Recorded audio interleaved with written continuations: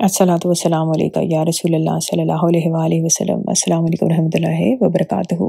آج میں آپ کو نظامی بنسری کا 3rd پارٹ سنا رہی ہوں۔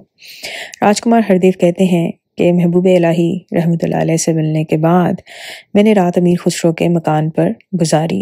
رات دیر تک جاگتا رہا تھا، اس سے صبح دیر سے اٹھا۔ جب اٹھا تو معلوم ہوا کہ امیر خسرو اور خواجہ حسن دونوں سویرے سویرے دربار چلے گئے ہیں اور دیر سے آئیں گے کیونکہ آج وہاں پر خاص جشن تھا۔ ہردیو کہتے ہیں کہ میں واپس چھاونی کی طرف چل پڑا۔ راستے میں دلی کا بازار تھا کہ جہاں پر بخارا، ترکستان، ایران کا سامان بکنے کے لیے آیا تھا۔ میں ایک دکان پر کھڑا ہو گیا۔ وہ کسی ترک کی دکان تھی، مگر وہاں سامان فروخت کرنے والا ایک ہندوستانی نوکر تھا۔ اس نے میرا حال دریافت کیا۔ میں نے اسے حقیقت بتائی۔ جب اس نے سنا کہ میں حضرت خواجہ نظام الدین اولیاء رحمۃ اللہ علیہ کو ملنے کے لیے آیا ہوں اور امیر خسرو رحمۃ اللہ علیہ سے بھی ملا ہوں تو خفا ہو گیا اور کہنے لگا کہ یہ دونوں بے دین ہیں، اعلانیہ گانا سنتے ہیں اور قوالوں کی مجلسوں میں ناچتے ہیں، حالانکہ اسلامی شریعت میں مسلمانوں پر گانا اور باجا سننا حرام ہے۔ امیر خسرو کے پیر لوگوں سے اپنی تعظیم کرواتے ہیں، انہوں نے مکر اور فریب کا جال بچھا رکھا ہے۔ ہردیو کو یہ باتیں سن کر غصہ آیا اور کہنے لگا کہ بس اپنی زبان بند کرو، میں اس سے زیادہ ان کے خلاف سننا نہیں چاہتا۔ دکاندار نے حیرت سے اس کو دیکھا اور کہا کہ تم ابھی کہتے تھے کہ تم ہندو ہو، پھر تمہیں ایک مسلمان فقیر سے اتنی ہمدردی کیوں ہے؟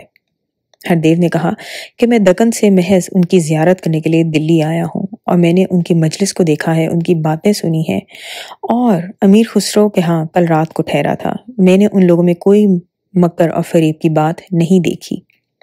یہ ٹھیک ہے کہ لوگ امیر خسرو کے پیر کے سامنے اپنا سر تعظیم کے لیے جھکاتے ہیں، مگر میں نہیں جانتا کہ اسلامی شریعت کا کیا حکم ہے، کیونکہ میں مسلمان نہیں ہوں، اور نہ ہی گانے کی نسبت مجھے خبر ہے کہ وہ اسلامی شریعت میں اچھا ہے یا برا ہے، مگر یہ ضرور جانتا ہوں کہ امیر خسرو اور ان کے پیر میں کوئی بات مکر اور فریب کی نہیں ہے۔ پھر میں نے اس دکاندار کو پوچھا، کیا تم کبھی امیر خسرو کے پیر کے پاس گئے ہو اور تم نے ان کی مجلس کو دیکھا ہے؟ دکاندار نے کہا، میں ایسے شخص کی مجلس میں جانا گناہ سمجھتا ہوں جو لوگوں سے اپنی تعظیم کراتا ہو اور گانا اور باجا سنتا ہو۔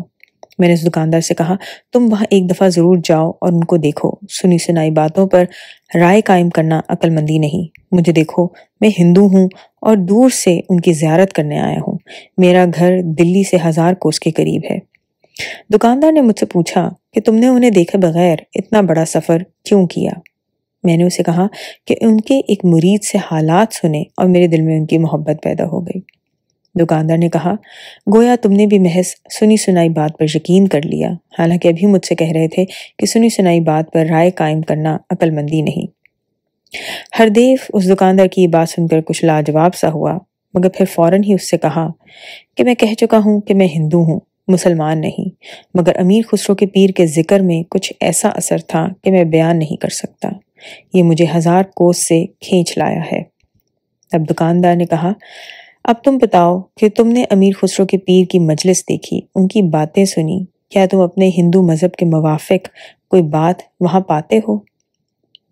میں نے دکاندار کو کہا، وہاں ہندو مذہب کے موافق یعنی اس جیسی کوئی بات نہ پائی نہ اس کے مخالف، لیکن انہیں دیکھنے کے بعد دل پر اتنا اثر ہو گیا اور میں سمجھتا ہوں کہ میرے سفر کی محنت رائے گاہ نہیں گئی، یعنی ضائع نہیں ہوا میرا سفر۔ دکاندار کہنے لگا کہ امیر خسرو کی ماں ہندو ہے، اس لیے وہ ہندوؤں کی بہت حمایت کرتا ہے۔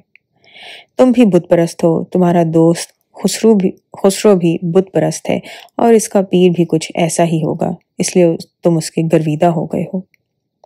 اب میں اپنے غصے کو نہ دبا سکا۔ میں نے دکاندار سے کہا، میں زیادہ ٹھہرنا نہیں چاہتا، مجھے بہت صدمہ ہوا کہ میں یہاں کیوں ٹھہرا، نہ ٹھہرتا نہ تم سے ایسی باتیں سنتا۔ دکاندار ہنس کے کہنے لگا، میں صاف اور کھرا آدمی ہوں، تم مسافر ہو اور اجنبی ہو، تم مسلمان حکومت کے ذمی ہو، لہٰذا تمہیں برائی سے بچانا ضروری سمجھا۔ ہردیو نے اس کی بات سن کر ذمی کا مطلب پوچھا تو اس نے بتایا کہ غیر مسلم شخص جو اسلامی حکومت میں رہتا ہو اور اس کی حفاظت حکومت پر فرض ہو۔ تب میں نے دکاندار سے کہا، میں نے یہ لفظ آج تم سے سنا ہے اور اس کا مطلب سمجھا ہے، اس واسطے تم میرے استاد ہوئے۔ چلتے چلتے میں تم سے دوبارہ درخواست کرتا ہوں کہ تم ایک دفعہ حضرت خواجہ نظام الدین اولیاء رحمۃ اللہ علیہ کی مجلس میں جاؤ۔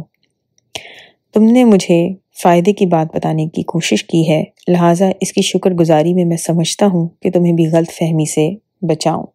وہ کہنے لگا، ٹھیک ہے، آج شام کو میں ضرور جاؤں گا، مگر تم اس کا وعدہ کرو کہ اگر مجھ سے پہلے وہاں پہنچے تو میری مخالفت کا ذکر نہ کرنا، تاکہ میں دیکھوں کہ حضرت خواجہ نظام الدین اولیاء رحمۃ اللہ علیہ کو میرے خیالات کی خبر ہوتی ہے یا نہیں۔ میں شام تک تمہارے پاس ٹھہرتا ہوں، ہردیو نے کہا، پھر اکٹھے ہم دونوں وہاں چلیں گے اور میں ایسی جگہ بیٹھوں گا کہ حضرت رحمۃ اللہ علیہ کی نگاہ مجھ پر نہ پڑے اور تم مجھے دیکھتے رہو۔